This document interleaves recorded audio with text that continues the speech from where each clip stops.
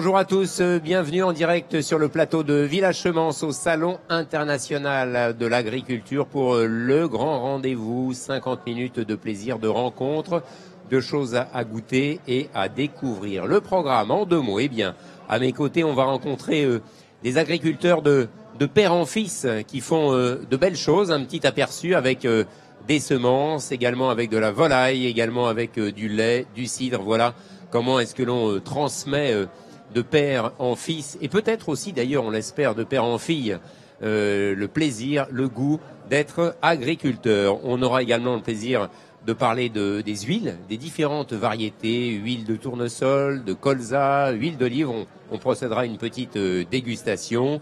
Nous aurons aussi le plaisir d'accueillir le président de l'interprofession nationale France Bois-Forêt pour parler biodiversité. Bien sûr, en France, ça compte d'avoir des bois, de la forêt, pour respirer, pour se promener, et puis aussi pour produire un certain nombre de choses. En attendant, eh bien, je vais commencer en allant retrouver un chef cuisinier. C'est une séquence en partenariat avec le club de la table française, le cuisinier Olivier Chaput. Bonjour. Bonjour.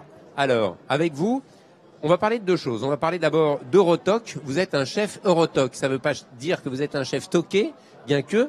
Chapeauté. Voilà, chapeauté.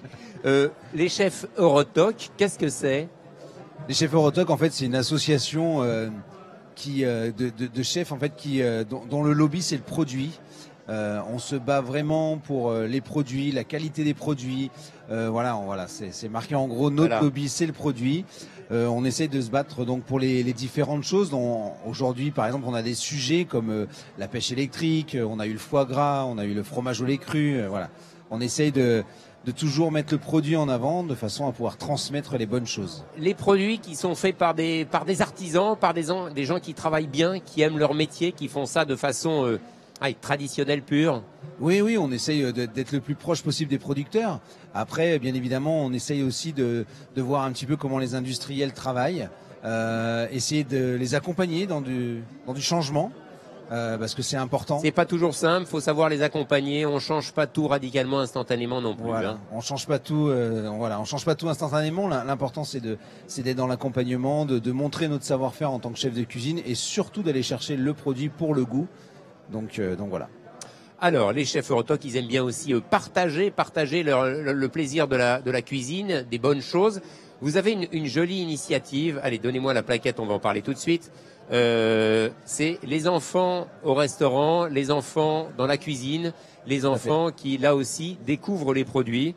Vous allez dans les classes et vous êtes d'ailleurs, je crois, président de l'association des enfants en cuisine. C'est ça. Alors, qu'est-ce que c'est que cette belle association? Donc en fait, l'association des enfants en cuisine, c'est une association des chefs qui s'invitent à l'école. On est là pour... depuis 2011, en fait, on existe et on remet les ateliers culinaires à l'école. Pas de façon obligatoire, parce que dès l'instant où on rend les choses obligatoires, les enfants auraient tendance à fuir. Donc puis la cuisine, c'est d'abord du plaisir. Voilà. Ça reste le plaisir, le partage. Donc en fait, on met des ateliers culinaires, des ateliers du goût, la découverte de produits, et toujours en relation avec, j'allais dire, les instituteurs, les institutrices qui sont là, en fonction de leur programme scolaire. C'est-à-dire vous faites une connexion, je crois, entre la cuisine et les programmes scolaires. C'est-à-dire on va plus loin. Il y a une connexion pour vous entre l'histoire et la cuisine, entre les mathématiques et la cuisine. C'est l'approche, c'est ça? C'est ça. On part d'une recette toute simple et on élabore, on va dire, tout un plan autour de ça. On peut faire un peu de français, on peut faire un peu de maths, on peut faire même de la physique des fois. Et l'histoire, la géo. La cuisine, ne l'oublions pas, c'est de la physique, de la chimie, des mathématiques. Il faut savoir compter, mesurer. C'est ça. Donc l'idée, voilà, c'est de ramener un petit peu la cuisine au milieu de l'éducation, parce qu'en fait, quelque part, on apprend les maths, le français, l'histoire, la géo, mais apprendre à se faire à manger, apprendre à découvrir les bons produits, ça va nous servir toute notre vie, au même titre que le français et les maths. Donc pourquoi pas le remettre à l'école. Alors les profs, certainement, ils sont contents parce que c'est les accompagner aussi un peu dans une démarche. Les enfants, comment est-ce qu'ils réagissent? Évidemment, ils sont curieux. On est un peu la récréation, faut dire. Ah oui. On arrive, on a nos, vous êtes coquins, nos cuisines mobiles, voilà, on a un petit peu la récréation. Donc du coup, c'est toujours des messages qui passent très très bien. Voilà, et en plus avec le soutien d'Eurotoc, qui est quand même un vivier de chefs très important, on arrive à s'implanter dans les écoles. Alors on agit en national, hein, on agit vraiment dans toutes les écoles. Donc concrètement, des chefs s'inscrivent, participent et vont dans les écoles pour accompagner les enseignants et faire découvrir la cuisine à travers. Juste essayer d'éclairer ma lanterne. Vous dites, on s'approche on est en lien avec les programmes scolaires. C'est-à-dire que je suis prof d'histoire géo. Ça va être quoi ce que vous allez me proposer comme ça en 2 coups de cuillère à peau? Par exemple, on a fait un sujet autour d'Hansel et Gretel. Donc on avait refait la maison au pain d'épices. Oui. On a travaillé autour de ce pain d'épices là, et aussi on a parlé du sucre de betterave. On a essayé d'identifier où c'était fabriqué en France. Donc voilà, on essaie de travailler un peu la géo autour de ça. Puis les épices. Les épices, on les trouve où? Dans quelle partie du monde? Et du coup, les enfants, mine de rien, comme ça. Ah, vous êtes coquin, ouais, parce que en fait, c'est la meilleure façon de faire apprendre quelque chose. C'est faire découvrir finalement. Ouais. C'est ça le plaisir. Ça. Et puis sur des enfants, par exemple, qui sont en décrochage scolaire, le fait de se dire, voilà, je fais une recette de pâtisserie, par exemple, je vais respecter les règles, et je vois qu'à la fin, j'ai un résultat. Un beau résultat, parce que j'ai respecté toutes les règles en amont. Déjà rien que ça, quand ils rentrent chez eux et qu'ils ramènent leur gâteau, même leur petite ballotine de volaille ou autre, de toute façon, ils sont heureux d'avoir créé quelque chose avec leurs mains. Alors évidemment, il y a des mécènes derrière parce que ça coûte un petit peu d'argent. Toujours. D'organiser ça. Donc c'est toujours bien de les saluer. Il y en a quelques-uns. Citez-en peut-être un ou deux. On travaille énormément avec. Les parents ne payent rien, bien sûr, hein, pour tout ça. On ne demande rien à l'école. On ne demande pratiquement rien à l'école. On ne demande rien aux parents. Ça, donc c'est très important. Ouais. Hein. En fait, il faut savoir qu'un atelier revient à l'association 10 €. Donc c'est ce qu'on a identifié, 10 € par enfant. Donc dès l'instant où on a 300 € qui rentrent dans nos caisses, entre guillemets, ça nous permet de faire une classe. D'accord. Alors ensuite, on travaille avec beaucoup de partenaires. Donc on a Eurotoc qui est un petit peu notre vivier de chefs qui arrive à se déplacer dans toute la France. Voilà, on a mis ce livret dans les restaurants parce qu'on va vraiment plus loin dans la démarche. On est hors scolaire.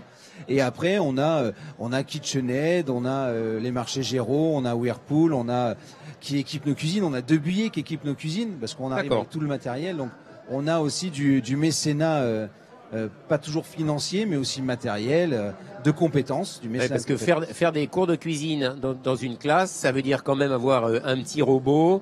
Un peu d'ustensiles, quelques bols, etc. Donc il y a quand même un petit peu de matériel, de moyens nécessaires. Il y a une bonne dizaine d'écoles en France qui participent régulièrement, c'est ça? Qui participent régulièrement, et puis chaque année. Alors bon, là cette année c'est une année un petit peu entre deux parce qu'il y a les élections et c'est souvent les mairies aussi qui portent dans les temps périscolaires. Mesdames, messieurs, les maires et les mairesses, écoutez l'initiative, ouvrez la porte des écoles et donnez un petit quelque chose pour accompagner justement cette découverte des produits de la cuisine française avec des chefs qui viennent dans les classes, en plus pour faire de l'histoire, géographie, sciences nat, physique, maths. C'est ça. On essaie de regrouper en tous les cas tout ça et puis on continue l'histoire dans nos restaurants. Et il y aura peut-être des chefs qui vont sortir de ces classes-là demain. Hein, bien sûr. Sûrement. Ça crée de la vocation. On agit officiellement, on va dire. On agit de l'âge de 6 ans jusqu'à à peu près le collège. Parce qu'on amène aussi sur les programmes, on essaie de créer de la vocation. Mais on agit aussi en maternelle et on va jusque dans les crèches. Donc de toute façon, dès le plus jeune âge, on fait manipuler les enfants. En tout cas. Moi, je suis sûr qu'il y a des parents qui sont ravis de ce type d'initiative parce qu'ils ont leurs enfants qui rentrent à la maison en disant je sais faire une recette, j'ai appris à faire ça. Et c'est surtout ça finalement le plus important. Hein. Ça change un peu les codes aussi. Et c'est-à-dire que c'est les enfants qui réintroduisent l'alimentation au sein de la famille. Tout simplement. Et le travail ensemble, le partage. Dans nos restaurants, par exemple, on a signé une charte il n'y a pas longtemps avec Eurotoc. Dans nos restaurants, on arrive à demander aux chefs Eurotoc qui se sont engagés sur cette charte de proposer bien évidemment des produits de qualité, mais aussi de se dire un enfant a le droit de manger comme ses parents. Et souvent, on relie l'enfant saucisse purée, jambon frites et tout ça. Les tristes restaurants, les menus enfants dans le restaurant, pardonnez-moi. Faisons un effort, messieurs les cuisiniers, le steak frites ou le purée jambon, comme vous dites, l'enfant a le droit de manger autre chose que ça. C'est là où les chefs Eurotoc s'engagent sur quelque chose de très simple. Moitié portion, moitié prix. Donc ça fonctionne. Ça permet de découvrir et ça plein de choses. Ça permet et que l'enfant puisse avoir un palais extraordinaire arrivé à son adolescence, je peux vous assurer, même s'il va voir d'autres types de restauration, il reviendra aux sources. Goûter à tout, pour tout apprécier. Hein. C'est ça. Olivier Chaput, merci. Et puis on salue cette belle initiative des enfants en cuisine. Longue vie à l'opération. Et puis on se donne rendez-vous l'année prochaine avec 250 classes qui viendront, hein, c'est ça? Avec plaisir. Merci. Avec plaisir. Merci beaucoup. On vous applaudit de cette belle initiative.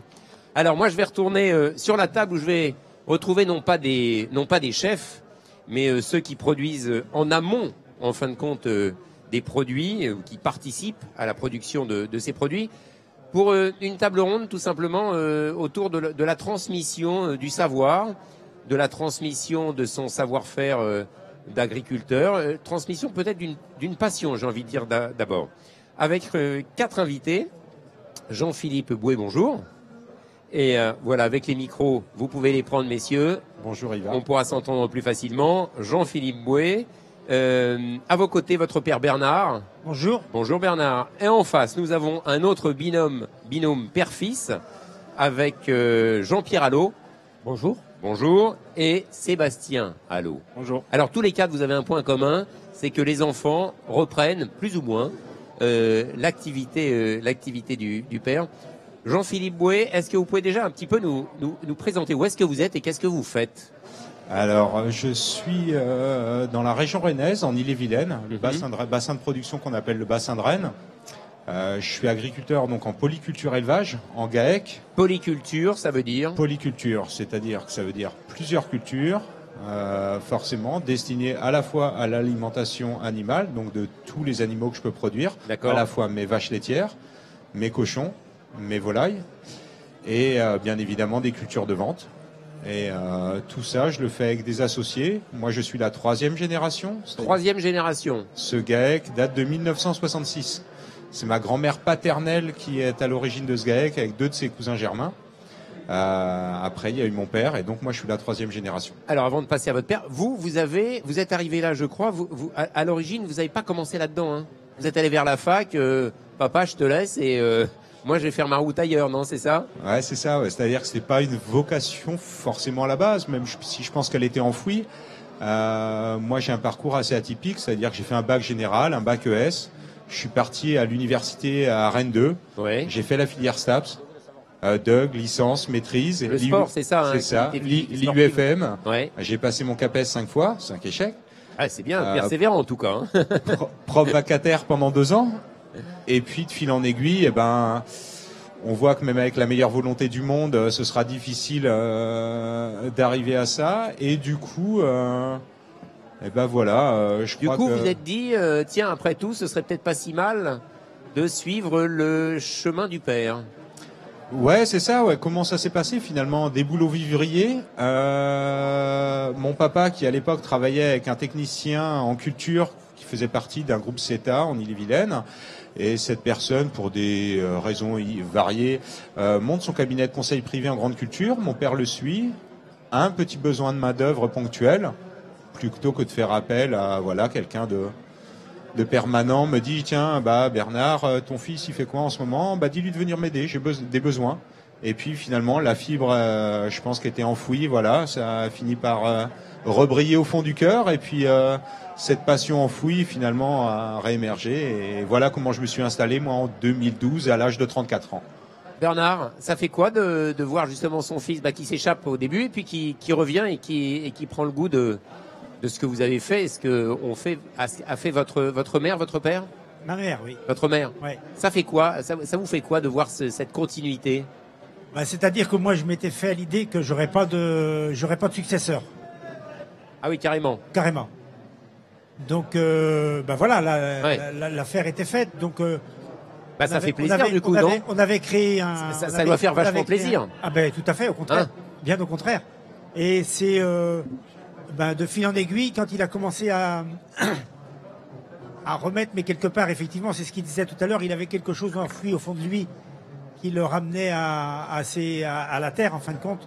Mais je me souviens de Jean-Philippe sur le tracteur à l'âge de 10 ans qui voulait venir avec moi faire un tour de tracteur. Ouais, ça c'est toujours puis, marrant je quand faisais- son môme allait faire un tour en tracteur. C'est Ouais. vrai que Mais je faisais un aller-retour et il dormait dans le tracteur. Quoi. Donc on ah voyait ouais, que il y la en a qui passion, ronflent à l'arrière de la voiture, vous c'est à l'arrière du tracteur dans la remorque, c'est ça? on voyait que la passion n'était pas forcément là à ce moment-là. Mais elle est venue petit à petit et bah, je suis très heureux de... Je fais une parenthèse, ce cidre, c'est pas vous qui le produisez, c'est votre voisin. Alors ceci, ouais, c'est pas moi, c'est un Michel voisin, Paris. Michel Paris, Ah, on le salue, à Manlis. Michel qui produit un vin qui est en conversion biologique, qui est biologique. Aujourd'hui, j'ai dit quoi? Enfin, Un vin, n'importe Un quoi, vin. un Ah, cidre, d'accord. n'importe un quoi. vin de pomme. Un vin de pomme. À sa santé, hein. On va déjà boire une petite goutte. Et je tiens juste à préciser une chose, c'est que c'est un cidre en effervescence naturelle. Pas de sulfite, pas d'adjonction de CO2. D'accord. Ah, on le Juste sent, maintenant. il est naturel, il est vraiment. Vous l'avez goûté? Il est bon. Et donc On a- voilà, on a et le il droit de le boire, il distribue fait chaud, dans hein. des crêperies parisiennes, dans des épiceries fines et des caves dans notre région. Et moi, je suis assez féru de son cidre. Et voilà, Alors, c'est un voisin et je voulais promouvoir aujourd'hui ce joli cidre. ce que vous produisez, on voit quelques graines céréales qui sont là. Qu'est-ce qu'on a Alors, ça, on histoire a de la graine de savoir. colza, on a de l'orge. Ouais. On a également ici particularité aussi autour de Et- la table, nous, production de semences. Donc, on produit Ouais. de la semence de raigra pour moi, de la graminée fourragère. D'accord. Donc, Et la puis poudre après- que j'ai ici, et là, au après, premier plan. plutôt que d'amener la graine entière, là, c'est du blé broyé. D'accord. Et ici, je me permets, Ivar, on Et a la du, polenta, du maïs, du maïs broyé. du maïs broyé. Et donc tout ça, c'est de l'autoconsommation. En fait, je donne ça à mes cochons. Le maïs, D'accord. mon blé, c'est pour nourrir mes cochons. Ok. Je suis, sais pas si en régie, on avait quelques photos rigolotes justement à propos de cochons. Vous avez la gentillesse de m'envoyer 2-3 photos, mais je sais pas si on a eu le temps de les télécharger. On me fait signe qu'on les a pas, c'est dommage parce que vous êtes un amateur, vous êtes un peu un agricultos, vous aussi, hein, d'une certaine façon. Vous aimez bien poster, il y a une photo marrante de vous et vos cochons, vos poules aussi. Ouais, il y avait une hein. photo marrante de moi et mes cochons, de mes poules. On a perdu la bataille de la communication Ouais. il y a 10-15 ans. Ouais. On essaye d'aujourd'hui d'essayer de se réaccaparer cette com et puis de revenir sur le devant, notamment au travers d'une asso comme France Agri-Twitos dans laquelle je fais partie. Bah voilà. Et puis il y a plein de collègues qui essayent de partager des photos. C'est dommage, j'avais une très belle photo en noir et blanc de Romain Lamour, un collègue producteur de cochons qui fait sous le hashtag Ils sont mignons les cochons, Instagram, Facebook, Twitter, je lui fais un peu de pub. L'exploitation des semences potagères. Pas de cidre. Hein. Non, Non. non, des semences de légumes, si vous voulez. D'accord. Depuis combien de temps? Depuis 40 ans. Et votre fils Sébastien a pas vraiment pris le relais. Non. C'est un peu plus compliqué que ça, mais vous lui avez donné le virus, hein. Voilà, Sébastien. Tout à fait. Oui, Ça s'est oui. passé comment là? Ben, quand j'étais jeune, Autant là on voit que le fils il est parti faire ses études, frimer un peu dans les salles de sport, puis finalement on rentre à la maison. Vous Non. c'est différent. oui, tout à fait. Alors, Moi, je me voyais pas faire autre chose. J'ai attrapé le virus de tout petit avec mon grand-père. ouais. Et, C'est-à-dire, c'est quoi? C'est que vous étiez vous le voyiez sur le terrain? oui, ben, j'étais tout le temps dans les champs avec eux pour les récoltes, les plantations. Ouais. Et après, à 12-13 ans, je menais les équipes en récolte et tous les salariés. Donc vous y avez goûté petit à petit. Tout à fait. Et aujourd'hui, vous n'êtes pas vraiment sur l'exploitation Non. de papa, hein? Non, du coup, je non, me quand suis- même, hein? Oui, non, Même non, si non. papa est très présent. Oui, oui. Il a fait quoi? Il a fait du tutorat avec vous quelque Tout part? à fait. Oui, C'est oui. ça. C'était mon technicien. Et si vous n'êtes pas sur les terres de papa, vous êtes, Ah ben, j'ai mon exploitation à moi, à 20 km. d'accord. Voilà. Qu'est-ce que ça fait, Jean-Pierre, de voir son fils comme ça, qui prend le relais, qui prend son envol, bien sûr, ça c'est normal. Oui, mais alors qui prend un peu le relais. pour moi, ça n'a pas été une surprise. Hein. En fait, Ah, vous le l'exploitation... saviez déjà, c'est ça. Hein. Mais lui, il voulait pas.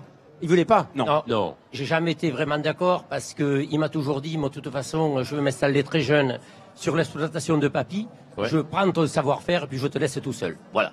C'est comme ça que ça s'est passé. Mais après, je l'ai très bien vécu parce que je Bien me suis sûr. organisé. Par ailleurs, je travaille avec mon beau-fils qui a le même âge que Sébastien. Donc, on est ravis avec mon épouse de voir que Sébastien a pu conduire l'exploitation de mon beau-père qui n'avait autrement aucune reprise dans le cœur du Lauragais. Ça, c'est beau et c'est important de le dire, effectivement, de voir, voilà, on parle des difficultés des agriculteurs. On voit d'abord des jeunes qui se mettent dedans, d'autres qui en reprennent. Ça, c'est vachement important, ça compte, hein. Ça compte. Est-ce que, quand on est jeune, comme vous, on voit l'agriculture un petit peu, le monde de l'agriculture un petit peu différemment. Alors on parle de l'agribashing, mais ça on va dire c'est un petit peu la poudre aux yeux. Sur le fond, voir des jeunes qui se lancent dans l'agriculture, c'est important. C'est quelque chose qui compte pour vous? C'est pas quelque chose qui est voué à disparaître, hein, contrairement à ce que certains peuvent dire. Non, ce sera jamais voué à disparaître, parce que sinon, moi, je me pose bien la question de ce qu'on mangera. Voilà. Ou alors, nos détracteurs et les viandes qui sont pas de la viande auront gagné. Mais enfin, et puis, il y a le plaisir de vivre aussi dans un univers qui est quand même pas si mal, les amis, non? On est né dedans. Je pense que Sébastien, c'est le mode de vie. C'est quoi justement le plaisir de... Moi, je ne suis qu'un malheureux urbain. Le plaisir de travailler à la campagne. Faites-moi rêver un peu. C'est l'amour de la nature, déjà, on ne peut pas le comprendre. Il faut y aller pour voir, c'est ça? Faut y aller. Je sais même pas s'il faut y aller. C'est finalement, on est né dedans, quoi. On a la fibre. Hein. On est né dedans, quoi. Oui. On se levait le matin, y a rien autour. C'est le bruit des oiseaux. C'est au printemps, quand le printemps arrive, c'est le bruit des oiseaux. C'est sortir pieds nus dans la rosée. Ça fait peut-être cliché, mais c'est ça finalement. La vie, c'est pieds nus dans les graviers dehors, à jouer avec le chien. C'est ça, quoi, finalement, l'amour de la terre, l'amour de la nature, quoi. C'est un plaisir, et c'est pas ce qu'on dit souvent en disant, oui, on voit pas assez de gens, on est un peu enfermé dans son trou, etc. C'est pas vrai, ça, faut le dire. C'est pas vrai. C'est pas vrai du tout. C'est pas vrai du tout. C'est pas vrai du tout. Alors, à l'échelle du territoire national, voilà, mais non, c'est pas vrai. On voit du monde, on voit du monde de par notre profession et de par tous les contacts paragricoles qu'on a autour de nous, qui gravitent autour de l'exploitation, de par la vie dans nos villages, au travers de nos enfants, des assos, de l'école, de la mairie, enfin, peu importe, tout ça. On voit du monde, on n'est jamais seul dans nos exploitations. Bernard et Jean-Pierre, dans vos camarades de promotion, si je veux dire, un peu les anciens qui ont fait l'agriculture jusqu'à maintenant, il y en a beaucoup comme ça qui arrivent à donner envie à leurs enfants, à leurs fils, à leurs filles, à leurs belles-filles. Je crois que votre belle-fille c'est ça, elle est aussi dedans, dans Mon beau-fils. votre beau-fils. Et voilà, vous emmenez toute la famille, vous. Il y en a beaucoup comme ça qui essayent justement de faire venir les enfants de la famille dans de la reprise, dans le démarrage. On est dans une période où il y a eu un manque d'attirance vers le monde agricole, et oui. donc le nombre d'exploitations a disparu. Donc fatalement, effectivement, même si on a eu des gens autour de nous qui avaient envie de confier ou de déléguer à leurs enfants, de transmettre quelque chose, il n'y avait pas le repreneur derrière, ou il n'y avait pas l'envie. Et c'est ce qui fait qu'aujourd'hui, effectivement, dans nos campagnes, le nombre d'exploitations diminue. Donc effectivement, les autres, elles s'agrandissent. Et malheureusement, les gens se retrouvent un petit peu, les repreneurs se retrouvent un petit peu pris par des charges de travail qui sont relativement importantes. Et Bien sûr. Et ce qu'il faut, c'est que arriver à sortir de son milieu, de son boulot, pour aller s'ouvrir vers d'autres choses aux alentours dans l'agriculture ou hors agricole, quoi. Jean-Pierre, de s'ouvrir. Moi, je pense qu'il y a beaucoup de personnes qui font attention de là où ils arrivent. Moi, personnellement, je suis la 6e génération d'agriculteurs. Ah oui. Sébastien, 7e génération. Je pense qu'autour de nous... C'est rare aujourd'hui, mais c'est beau, bravo, bravo, bravo. Je pense qu'autour de nous, nous côtoyons, Bernard, je pense de la même façon, nous côtoyons des personnes qui transmettent un savoir-faire, mais qui transmettent un mode de vie.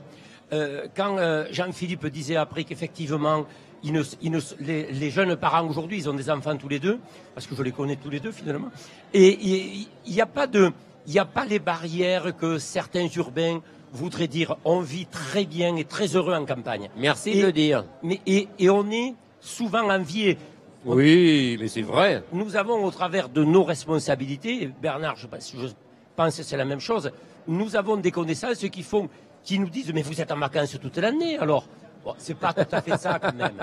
C'est bien vendu, hein. On va vous faire le représentant des repreneurs le mode de vie, quand vous êtes agriculteur, que vous arrivez au vendredi soir, vous ne vous posez pas la question « ah oui, mais lundi, au contraire, vous êtes content de savoir que le lundi, vous allez faire un autre chantier, une autre activité. On ne vit pas du tout de la même façon quand on est exploitant agricole avec, si vous voulez, ce qu'on a aujourd'hui comme ambition de développer nos exploitations. On ne vit pas du tout la même chose.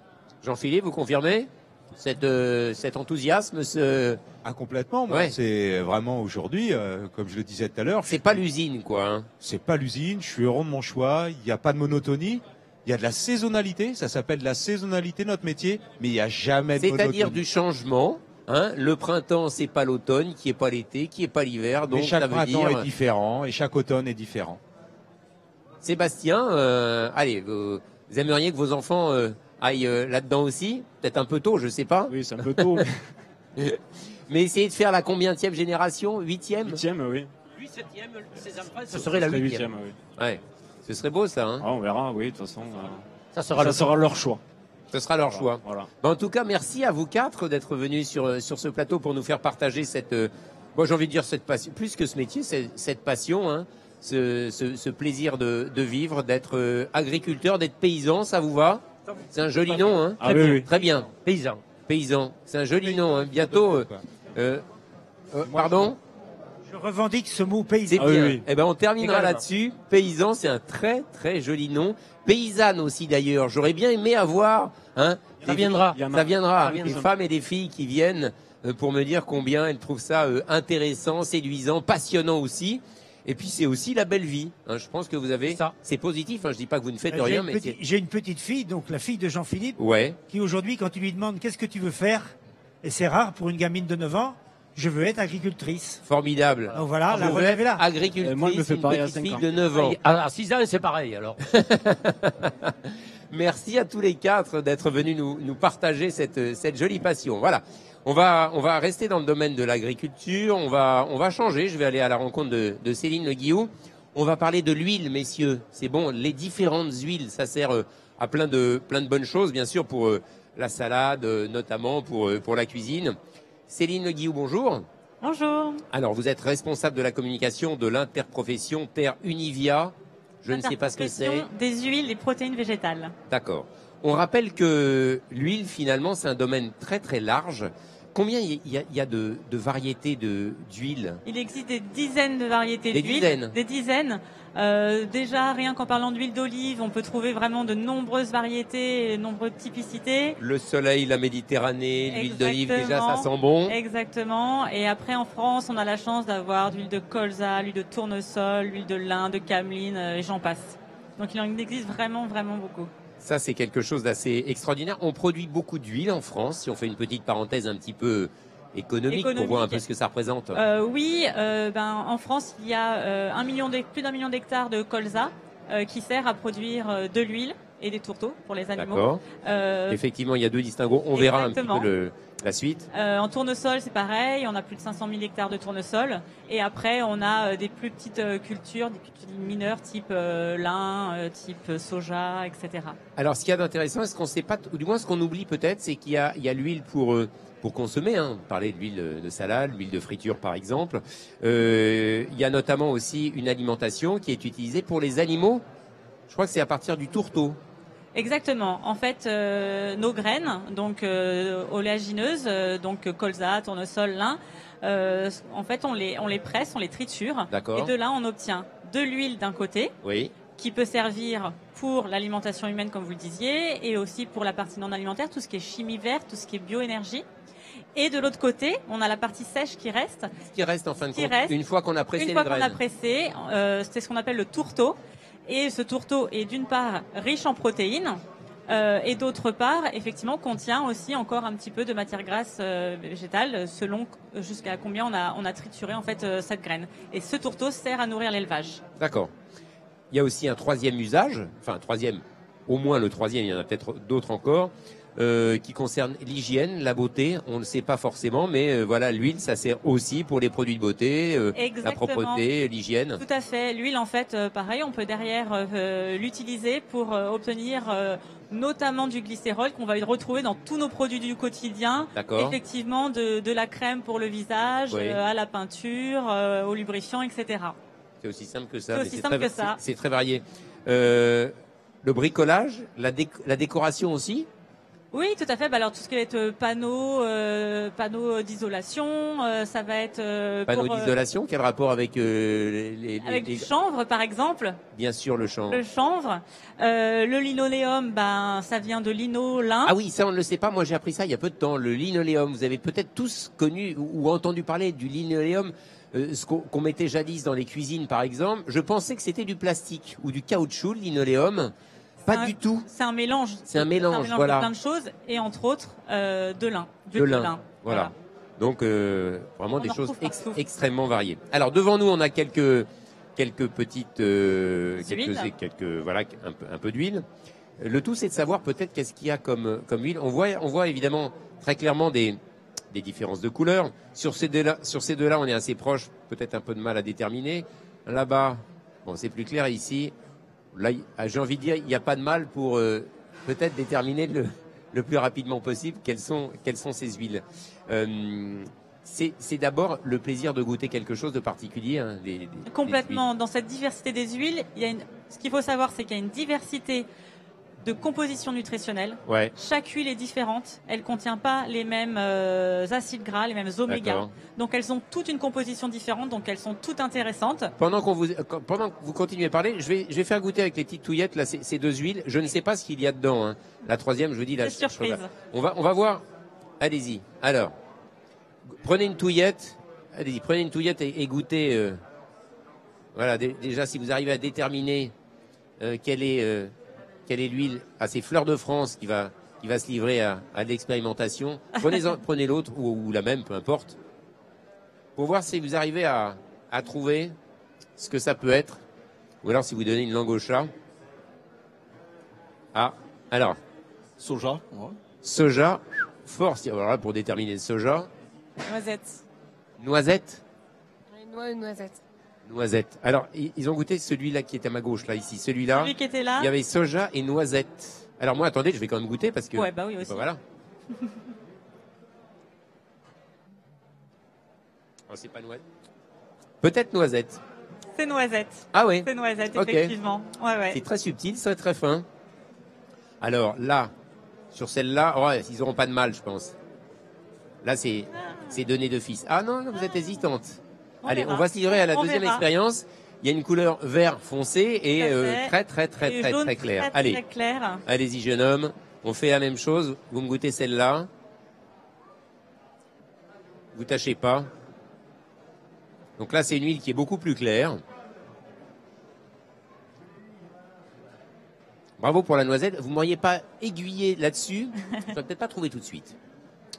Alors, oh là. Voilà. Tournesol, Non. huile d'olive, Neutre. huile de je sais pas quoi, Colza ou tournesol. colza ou tournesol. Moi, je vais goûter aussi quand même, histoire de voir la plus claire. Comme ça, à vue d'œil, c'est vrai que j'aurais tendance à dire colza ou tournesol, histoire de. Oula, il y a quasiment pas de goût là. C'est très neutre. Hein. Là, on est sur de l'huile de colza. Colza. Bah voilà. Effectivement, très neutre dans le sens où en fait on l'a vraiment clarifié, désodorisé pour qu'elle puisse convenir à de multiples usages. C'est quasiment une base. C'est quasiment exactement. une base, dans les huiles, de matière grasse. On parle d'huiles neutres qui en fait vont pas rapporter elles-mêmes des arômes, mais par contre vont faire ressortir tous les arômes des ingrédients des plats dans lesquels on les utilise. Oui. Et à côté de ça, on va parler d'huile à goût, l'huile d'olive, l'huile de noix, qui elles-mêmes effectivement vont apporter leur propre goût. C'est vraiment deux usages différents. Est-ce qu'il y a des tendances moi, j'ai entendu parler de l'huile de sésame ou choses comme ça. Il y a des modes là aussi. Bon, l'huile d'olive. Alors, je sais pas si c'est de l'huile d'olive là que je vois en verre. Pour moi, c'était de l'huile d'olive. Vous avez l'air sceptique là. Bah non, je sens que je vais me faire avoir. Je sens que je vais me faire avoir là. Ah. Ouais, là on se fait avoir. Hein. C'est pas de l'huile d'olive. Hein. Non, de la noix peut-être. Noix. De la noix. Ah, c'est pas de l'huile d'olive. Non, je sais pas. Chanvre. Ah, huile de chanvre. Je vais regoûter moi quand même parce que là ça me turlupine. C'est pas de la noix non plus. Alors, je vais dire chanvre parce que je ne connais pas. Il y a une connaisseuse là en effet, mais on est sur de l'huile de chanvre. Alors là, ça Tout à fait. ressemble vraiment à de l'huile d'olive. Hein, Oui, ça, c'est là, vrai, ce ça, côté un peu c'est comme le vert. Canada Dry pour les vieux de la vieille. Ça ressemble à de l'alcool, mais c'est très étonnant. C'est intéressant. Oui, oui. C'est assez vert. C'est une huile qui commence à pointer le bout de son nez. Parce Ouais. que vous nous disiez, est-ce qu'il y a des tendances Vraiment, l'histoire de l'huile, elle est très ancienne. L'huile d'olive, l'huile d'arachide en France. Et puis après, progressivement, on a cultivé du tournesol, du colza. Donc, ça reste quand même le tournesol et l'olive et le colza, les 3 principales huiles consommées en France. D'accord. Pour tout usage. Mais on a des petites huiles comme ça qui apparaissent. L'huile de noix pour son goût, l'huile de chanvre très riche en oméga 3 comme le colza ou comme le lin par exemple, ou l'huile de noix. Voilà. Donc c'est une façon finalement de découvrir l'huile sous différentes facettes. Exactement. Hein, ne pas rester accroché sur une seule huile parce que même si on l'aime bien, c'est bien aussi de varier les plaisirs et de découvrir d'autres choses. Exactement, on est vraiment sur la diversité, c'est important du point de vue nutritionnel comme je vous le disais parce qu'elles n'ont pas toutes la même composition.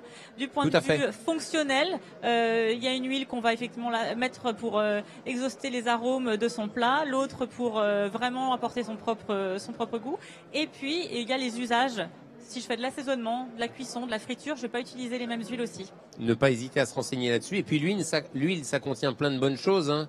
Des omégas de tous les modèles. Tout à notamment. fait, oméga 3, 6, 9 dans toutes Voilà. les huiles. Les oméga 3 vraiment importants à valoriser puisqu'on est en France, 98% de la population est déficiente en fait en oméga 3. Alors D'accord. c'est vraiment important. Et on la trouve dans quoi? L'huile de colza, l'huile de noix, lin, chanvre. Bon, on a déjà du Il y a choix. un peu de choix. Super. Céline, merci beaucoup. Où est-ce qu'on se renseigne en fait si on veut en savoir un peu plus sur l'huile tout court? Parce que en grande surface, c'est pas toujours simple. Hein. On a des bouteilles, bon, c'est pas trop. Alors, Où on est est-ce- au salon de l'agriculture, donc il y a le stand évidemment de Terre Holo Pro qui Ouais. présente les huiles et protéines végétales. Venez voir sur les sites internet de Terre Oléo Pro, de Terre Univia. Et puis n'hésitez pas sur tout ce qui est web série aussi de la filière. On a Parole de Terre qui explique comment sont produits nos différentes cultures et la web série Pulse qui présente les différentes recettes pour utiliser nos huiles et protéines végétales. Tout ça, retrouvez évidemment Ça. sur le web. Exactement. Merci Céline. Je vous en prie. Merci beaucoup. Merci à vous. Hein, bravo pour les testeuses de haut niveau. Alors, on va changer. Je vais quitter l'univers des huiles et on va. Après tout, on pourrait peut-être rester. D'ailleurs, Michel Druil, bonjour. Bonjour. Vous êtes président de l'interprofession nationale France Bois Forêt. Dans les bois, il y a de l'huile aussi, hein? Absolument. Bon, elle ne se mange pas, mais quoi que. Relativement peu d'huile. Relativement dans peu, les hein. arbres. Dans Oui. les arbres, on a la chance, on a du carbone, Oui. de l'oxygène et de l'hydrogène. Et beaucoup de plaisir pour les yeux. Oui, absolument. Alors, si vous êtes ici aujourd'hui, c'est pour parler finalement de l'importance des bois, de la forêt. Rien qu'en France, on l'oublie, mais les bois, la forêt, ça compte et ça représente quelque chose. Alors, la forêt, c'est un élément extrêmement important. Il y a pas mal de similitudes d'ailleurs avec l'agriculture. C'est que la forêt occupe aujourd'hui 31% du territoire national. Quand même. L'agriculture, 54%. Si je fais les deux, 85% de la France, c'est finalement la nature. Et ça fait plaisir d'ailleurs. Et c'est Absolument. important. Absolument. Et c'est important. Quand on parle de bois, de forêt, qu'est-ce qu'on sous-entend? Quand on ne connaît pas comme moi, on imagine des forêts sauvages avec des arbres, des sangliers dedans. Bref, c'est pas du tout que ça. Hein. Alors, la forêt d'abord, au sens large, c'est un des centres de la nature, donc de la biodiversité. La forêt rend énormément de services à la société. Hein. Outre la biodiversité, elle purifie l'eau, elle stabilise les sols, elle permet de lutter contre les incendies dès qu'on s'occupe un peu de nettoyer les forêts. Elle permet c'est le centre même des paysages naturels, c'est la possibilité de promenade, c'est le sport, on peut tout imaginer comme activité en forêt, mais c'est aussi pour la planète le puits de carbone dont on peut rêver, puisque la forêt française, rien que la forêt française, permet de stocker 24% des émissions de gaz à effet de serre de toutes les activités françaises. c'est-à-dire 130 millions de tonnes de CO2. Parce qu'on le rappelle, les végétaux, les arbres notamment, effectivement, quand ils poussent, ils stockent du gaz carbonique dans le bois, dans la croissance. C'est nécessaire. Merci le soleil. Et merci le soleil, merci exactement. Le soleil. Merci la photosynthèse. Merci à la photosynthèse qui permet de transformer, qui permet de prendre le gaz carbonique de l'air et de le transformer, de capter le carbone et de restituer à l'atmosphère l'oxygène. Absolument. Alors, une forêt, ça vit tout seul, mais ça vit pas que tout seul, et on peut produire aussi à partir de la forêt. Le bois, c'est utile. Le bois, ça sert à beaucoup de choses, et une forêt, ça se cultive. La forêt, elle a énormément toutes les vertus que je viens de décrire, mais elle a effectivement la vertu d'être également un objet de production. Mais on produit beaucoup de choses dans la forêt, en dehors des animaux, des champignons et autres. On produit du bois, et ce bois a de multiples usages. Et quand j'ai parlé tout à l'heure du captage du CO2, c'est évidemment l'addition de la forêt qui stocke, qui séquestre le carbone dans les arbres, mais également ce sont les usages du bois qui permettent de le stocker tout le long de la vie de ces bois-là. Alors, et donc la forêt, c'est une activité économique extrêmement importante pour la France, parce que la forêt et la filière bois, ça n'est jamais que 378 000 emplois directs. 370 millions d'emplois quand même, oui. 25 milliards de chiffre d'affaires annuel. Et on pourra parler, si vous le voulez, des principales activités. Mais c'est justement les activités qui sont directes ou induites de la production du bois. Finalement, c'est très vaste parce que ça commence avec l'entretien des forêts jusqu'à la distribution du bois, la fabrication de meubles, la construction, la fabrication des emballages. La fabrication d'emballages, par exemple. Sur ce salon, on voyait beaucoup de légumes et beaucoup de fruits qui sont stockés dans des cagettes en bois, par exemple. Les maisons en bois aussi, les maisons en bois. Beaucoup. L'isolation bois. L'isolation bois, non. Le bois est un isolant. Le bois est un isolant qui permet. Tout seul, pas suffisamment, mais le bois permet effectivement de construire en bois. Alors, vous avez la construction de maisons, évidemment, en bois, et particulièrement de maisons en ossature bois. Vous avez également la construction d'immeubles. Et je citerai comme exemple la contribution de la filière à la construction des immeubles des Jeux Olympiques, le village olympique, où il y aura une part significative de bois, toujours insuffisante pour nous, mais il y aura une part significative de bois. Et un symbole que nous essayons de reconstruire, accessoirement aussi, il faut que j'en parle, c'est la charpente de la cathédrale Notre-Dame de Paris, bien sûr, dont vous pouvez voir c'est un formidable challenge. Une maquette aux 3/4 dans le hall 4 à côté d'ici, et où effectivement la filière s'organise pour reconstruire cette charpente en bois. Et en chêne, bien sûr. Il y a des tas de métiers autour du bois, de la forêt. Là aussi, c'est un champ des possibles extraordinaire. On ne le soupçonne pas. C'est pas juste couper un bois et un arbre et couper des planches. Il y a une filière formidable. C'est ce que vous retrouvez à l'intérieur de l'interprofession. Vous avez toutes les activités, depuis la graine, la semence. On est ici, nous fabriquons des semences. Un arbre, ça commence d'abord par une graine, même un chêne centenaire. Systématiquement, on va de la graine, on plante, effectivement, on entretient, ou on régénère la forêt, parce qu'il y a plusieurs façons effectivement de faire de la forêt. Et après, on peut l'exploiter lorsque c'est nécessaire et lorsque les arbres sont mûrs. Et là, vous avez ensuite toute une chaîne de fabrication qui se met en œuvre pour occuper 371 personnes. Vous pensez bien qu'il faut avoir beaucoup d'activités. La principale, quand même, étant la construction, avec la construction neuve, la rénovation, la surélévation, l'isolation, etc. Allez, pour terminer, si on essaye de faire un peu de prospective, si on est jeune ou qu'on est parent, est-ce que dans cet univers du bois, de la forêt, il y a des métiers qui sont séduisants, qui recrutent aussi et qu'on ne connaît peut-être pas forcément non plus, c'est un peu normal. Il y a comme ça des pistes à creuser? Alors, tous les secteurs de la filière bois recrutent.